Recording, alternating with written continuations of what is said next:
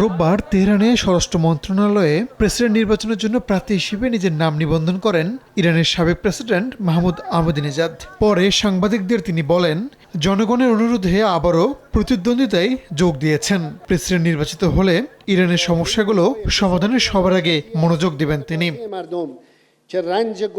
সারা দেশ থেকে জনগণের সমর্থন আমাকে আবারও নির্বাচনে অংশ নিতে উদ্বুদ্ধ করেছে। তারা আমার প্রতি উদারতা ও স্নেহ দেখিয়েছেন। তারাই আমাকে বাধ্য করেছে নির্বাচনে লড়তে। প্রেসিডেন্ট নির্বাচনের জন্য নিবন্ধন করলেও আহমদিনেজাদকে বাধা দেওয়া হতে পারে, কেননা 2017 ও 2021 সালের নির্বাচনেও তিনি প্রার্থী হতে চেয়েছিলেন। কিন্তু দেশটির সর্বোচ্চ ধর্মীয় নেতা আয়াতুল্লাহ আলী খামেনির সঙ্গে দ্বন্দ্বের জেরে সে সময় তাকে নির্বাচনে অংশ নিতে দেওয়া হয়নি।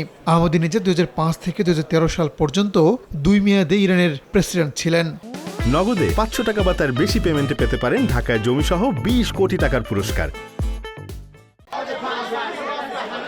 এদিকে আহমদিনেজাদ ছাড়াও এখন পর্যন্ত সাবেক পারমাণবিক আলোচক সাইদ জালেলি, তেহরানের মেয়র ও সাবেক প্রেসিডেন্ট প্রার্থী আলী রেজা জাকানি, সাবেক পার্লামেন্ট স্পিকার আলী লারিজানি, সাবেক শীর্ষ ব্যাংকার আব্দুল নাসির হেমতি এবং সংস্কৃতি মন্ত্রী মোহাম্মদ মাহাদি ইসমাইল সহ অনেক বিশিষ্ট ব্যক্তিত্ব প্রেসিডেন্ট পদে দৌড়ে যোগ দিয়েছেন।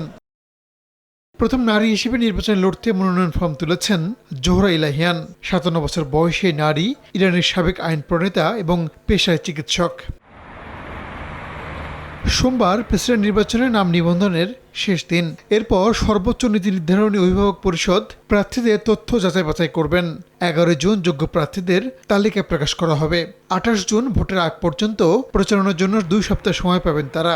গত মাসে হেলিকপ্টার বিধ্বস্তে প্রেসিডেন্ট ইব্রাহিম রাইসি নিহত হওয়ার পর নির্ধারিত সময়ের আগেই দেশটিতে নির্বাচন অনুষ্ঠিত হচ্ছে।